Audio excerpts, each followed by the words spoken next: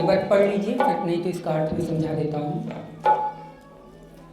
पिय मोल अमोलक लीजिए, इसका अर्थ समझ लीजिए। ग्रुप में डाल दिया।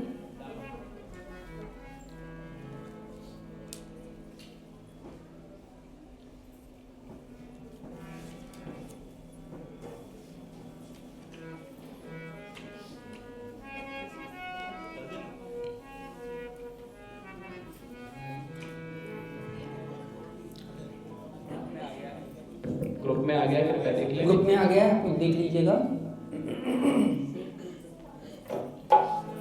ये पद है पिय मोल अमोलक लीजिए। इसका अर्थ है, हम संत महापुरुष जीव से कह रहा है, जीवों से, मायाबद्ध जीव से। मतलब संत महापुरुष कौन है? भगवत प्राप्त महापुरुष जो माया से उत्तीर्ण हो चुके हैं।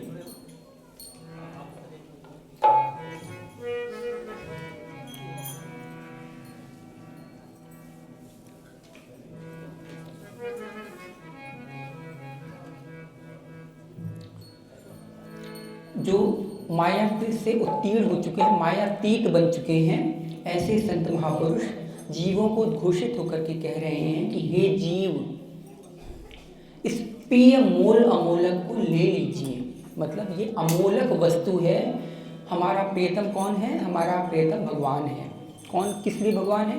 पिय का मतलब होता है प्रिय। प्रिय शब्द का जो अपभ्रंश हुआ है वो पिय हो गया है। हम लोग कहाँ पे पी लेते हैं? पी हम लोग लेते हैं बस पति पत्नी के प्रेम को या प्रेमी प्रेमिका को प्रेम को, लेकिन ऐसा नहीं है।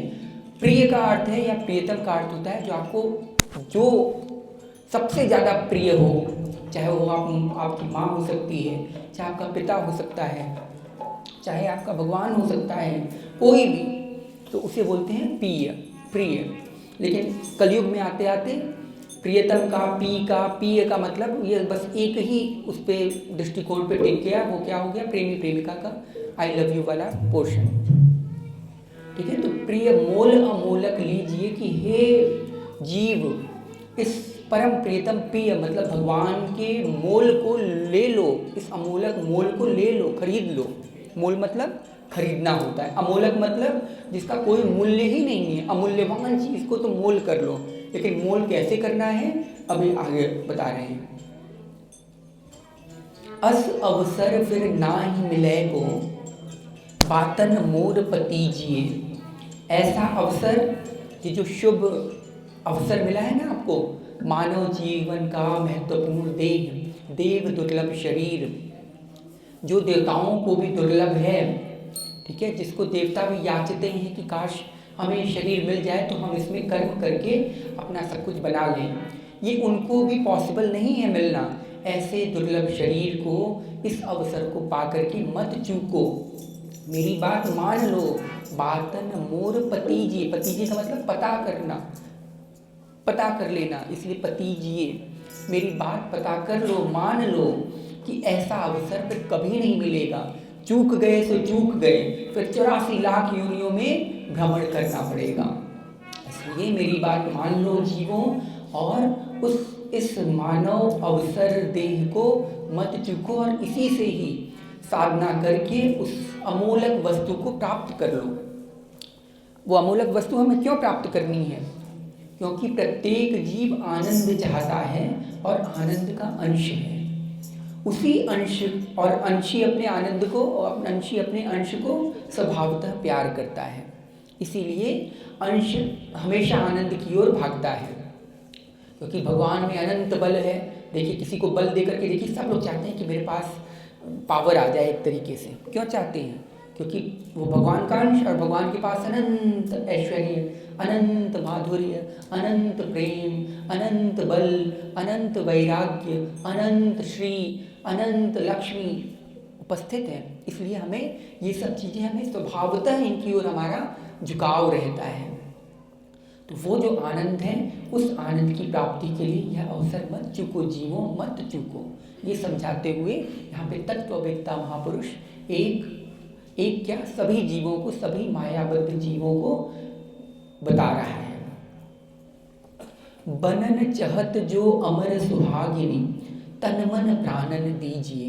अगर देखो संसारिक जो सुहागन होती हैं क्या होता है, अभी रोग हुआ खत्म, कुछ हुआ खत्म, क्या है ये नश्वर शरीर है, तो ये अमर तो नहीं है, ये अमर सुहाग तो नहीं है। अमर सुहाग क्या होता है, अमर सुहाग वो वाला सुहाग होता है जब आत्मा का कौन है, सब कुछ सारा रिश्ते नाते सब कुछ किससे है, एकमात्र भगवान से। हम लोग कहते हैं ना मात पिता तुम मेरो शरण, कहते हैं ना, लेकिन क्या मानते हैं उनको, माता पिता तुम मेरो और सर्वस्व, कभी नहीं मानते, नहीं मानते हम कदापि। हमें अगर बोल दिया जाए तो सर फोड़ दें हम कि हम मानेंगे नहीं, लेकिन हम गाएंगे जरूर आरती। तो ये जो कहा गया है कि त्वमेव माता च पिता त्वमेव बंधु जैसे कहा तुम्हें, किस लिए कहा गया है, त्वमेव सर्वम मम देव देव कहा गया है कि तुम ही सब कुछ हो मेरे। लेकिन अगर किसी को कह दो कि क्या तुम मानते हो, असंभव, कोई नहीं मान सकता। सब जानते हैं मेरी माता वहाँ बैठी है, मेरे पिता ये बैठे हैं, मेरी पत्नी ये है, मेरा पुत्र ये है, लेकिन कोई ये मानने को तैयार नहीं होता कि समस्त जितने अवयव हैं, जितने तुम्हारे संबंधी हैं, सब एकमात्र भगवान से ही संबद्ध हैं। तो अगर तुम सच में अमर सुहागिनी बनना चाहते हो, हे जीव, जीव को स्त्री रूप में संबोधित किया गया है, क्यों, क्योंकि जीवात्मा स्त्री रूप में है। स्त्री का मतलब क्या होता है, जो याचना करता है, मतलब जिसको पाने की आशा होती है। और पुरुष, परम पुरुष भगवान को कहा जाता है, एकमात्र परम पुरुषात्मा भगवान को कहा गया है। चिन्मय क्यों कहा गया है, क्योंकि उनके पास अखंड आनंद का भंडार है। जो देता है उसे पुरुष बोलते हैं, जो प्राप्त करने की इच्छा जिसकी होती है वो किसकी होती है, स्त्री की होती है। तो इसलिए जीवात्मा को प्रत्येक वेदों में, उपनिषदों में, हर जगह क्या बोला गया है, स्त्री के रूप में उद्घोषित किया गया है, स्त्री के रूप में बताया गया है। तो यही बता रहे हैं कि हे स्त्री रूपी जीव, अगर तुम्हें अमर सुहागिनी बनना है, तुम्हारे सुहाग का कभी नष्ट न हो, हमेशा सदा सदा को रहे, बना रहे, चिरंजीवी रहे, तो क्या तुम्हें करना पड़ेगा, तन मन प्राणन दीजिए। ऐसे भगवान से संबंध जोड़ने के लिए तुम्हें अपना सर्वस्व न्यौछावर करना पड़ेगा। आरती वारती गाते हैं ना सब लोग, हम लोग, तन मन धन सब तेरा, और क्या करूं मैं तेरा, तेरा तुझको अर्पण क्या लागे मेरा। लेकिन क्या मानते हैं, अगर भगवान बोल दें कि चलो ठीक है अपना बेटा दे दो तेरे, देखो तुरंत नास्तिक बन जाएंगे और बोलेंगे सर फोड़ दूंगा तुम्हारा, हम भगवान को नहीं मानते, हम तो वैष्णो देवी गए, वहाँ वैष्णो देवी में हमारा बेटा खो गया, हम नहीं मानते, सीधे आ जाएगा।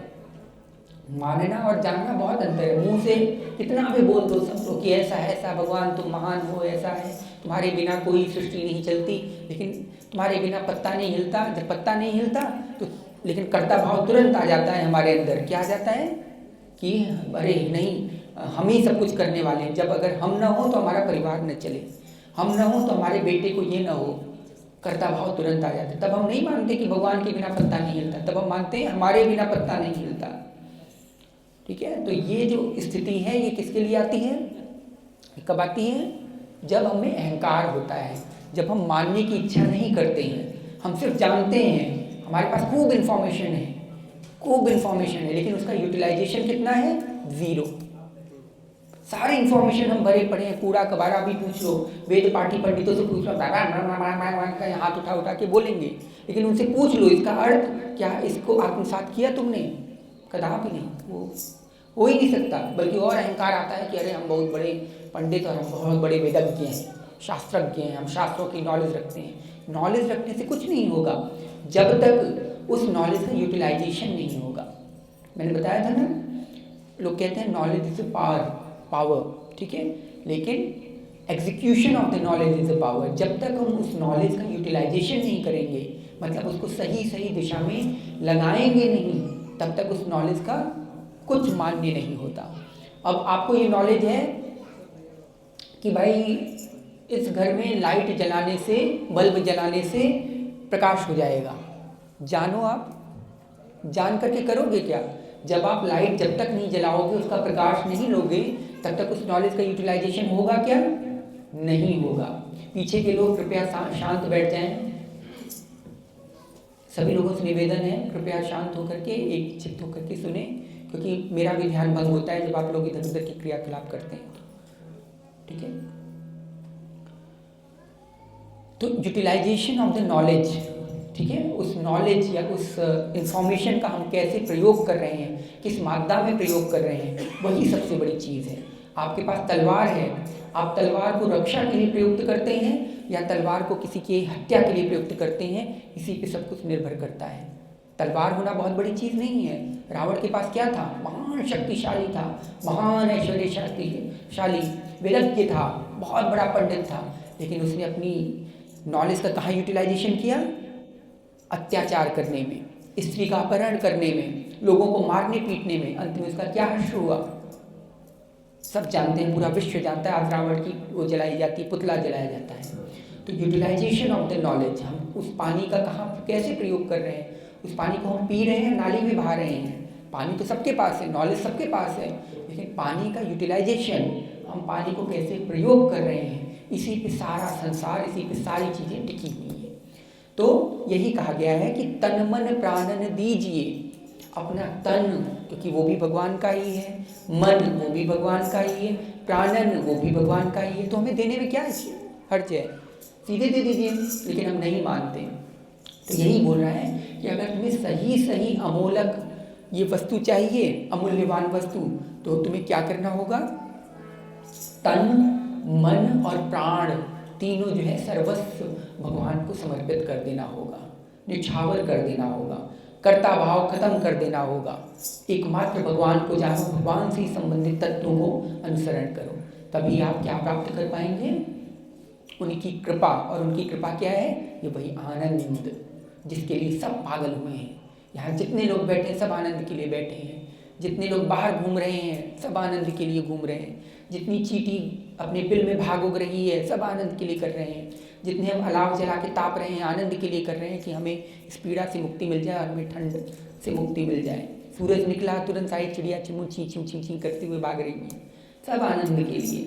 तो इस आनंद की प्राप्ति के लिए हे मनुष्यों, हे मायाबद्ध जीवों, तुम मेरी बात मान लो और भगवान के प्रति समर्पित भाव से उनके प्रति अनुराग पैदा कर लो।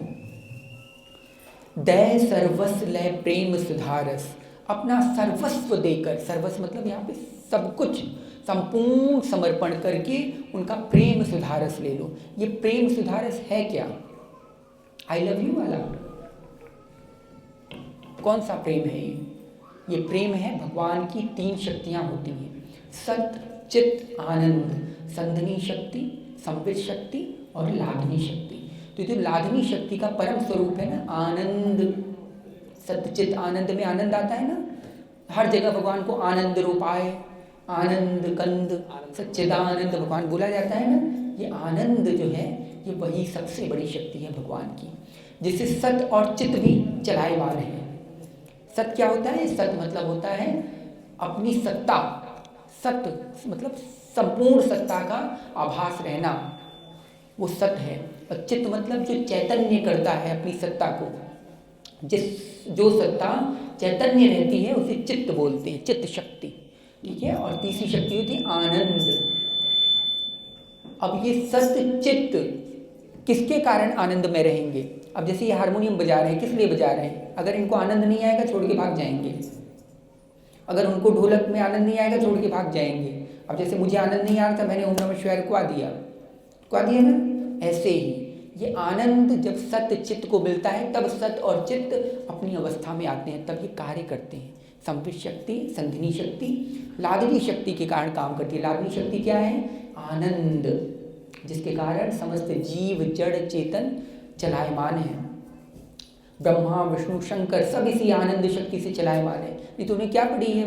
एक सृष्टि का संहार करे, एक सृष्टि को पालक करे, एक सृष्टि की रचना करे। क्यों करे? जब उसे आनंद नहीं मिलेगा वो क्यों करे? कोई एक कारण तो होना चाहिए ना। वो क्या है?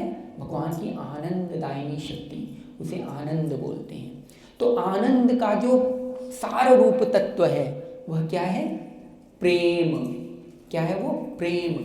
आनंद का जैसे रस होता है ना, नींबू होता है, नींबू का जो अगर हम सत्व निकाल दें, रस निकाल दें, उसका सब कुछ न्यूट्रिशन पोषण निकाल दें, वो क्या बचता है? आनंद। वही रस है, वही प्रेम है। और प्रेम का सारभूत तत्व श्री राधिका रानी है, जिन्हें हम श्री राधा के नाम से जानना जाता है, श्री राधा के नाम से हम जानते हैं। तो प्रेम की लादनी शक्ति का स्वरूप है श्री राधा, और इसी प्रेम तत्व को पाने के लिए समस्त जीव लालायित हैं। तो यही बोल रहे हैं कि अगर तुम सच में इस आनंद को प्राप्त करना चाहते हो तो अपना समस्त सर्वस्व भगवान को अर्पण कर दो, और अर्पण करके तेहि रस मह नित भीजिए, और उस प्रेम सुधारस में भीजिए। जब आप सर्वस्व अर्पण करते हैं ना, तब वो आनंद की धारा प्रवाहित होती है आपके शरीर में, आपके मन में। शरीर में तो नहीं हो सकती, आपके दिव्य मन में प्रवाहित होती है, तब आप आनंदित रहते हैं। फिर क्या होता है, महात्मा बुद्ध की तरह आप सर्वस्व छोड़ करके निकल जाते हैं। सारा राजपाट, असंख्य पूरी पृथ्वी का साम्राज्य एक क्षण में खट्वांग राजा ने छोड़ दिया था। कैसे? उस आनंद की प्राप्ति के लिए।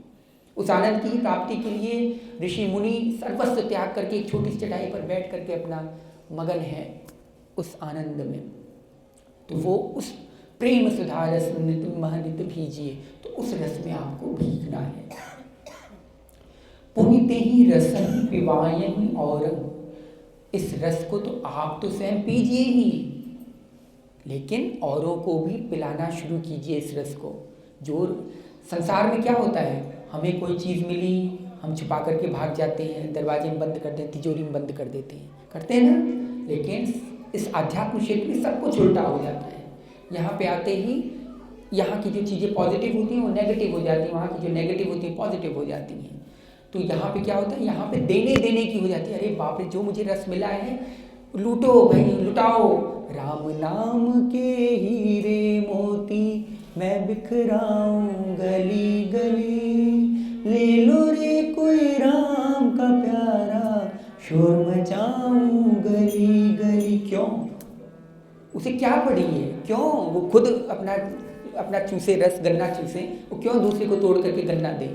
लेकिन नहीं, यहाँ पे वो लगन लग जाती है कि जो तुम्हें रस प्राप्त हुआ है ना, उसको जितना बांटोगे उतना बटेगा। बांटन वारे के लगे जो मेहंदी के रंग, रहीमदास जी की पंक्ति है ना। अगर मेहंदी होती है ना, मेहंदी अगर आप बांट भी रहे हैं ना, तो आपके हाथ में मेहंदी का रंग छोड़ देगा, आपके हाथ में मेहंदी लग जाएगी। तो इसलिए बांटना सीखिए इस रस को जितना हो सके। इसीलिए संत महापुरुषों को पगलापन छा जाता है। वो लोगों को ले लेके, अरे सुन लो, इधर आ जाओ, अरे सुन लो भगवत प्राप्ति कर लो, अरे सुन लो भगवत प्रेम ले लो, अरे सुन लो। क्यों करते हैं? वो इसीलिए करते हैं क्योंकि तब उन्हें बांटने की लालायित हो जाती है। मतलब ये अंदर ये हैबिचुअल आ जाता है, ये आ जाता है कि अब हमें बांटना है। इसलिए मेरा भाई कहती है ना, चोर न लूटे खर्चे नाही, दिन दिन बढ़त सवाइयो। ऐसी है ना, ये ऐसा प्रेम रोग है, ऐसा प्रेम रस है कि इसको चोर भी नहीं लूट सकता, खर्चा भी नहीं होता इसका, कि आप जितना बांटोगे उतना बढ़ेगा, और इसका ये कभी खर्च भी नहीं होता। लेकिन जितना आप बढ़ाओगे, जितना बांटोगे, उतना क्या होता है, दिन दिन बढ़त सवायो। पाइयो जी मैनो राम रतन धन पायो। क्यों? राम रतन धन अगर पा गई हैं तो चुपके से ले जाके अपने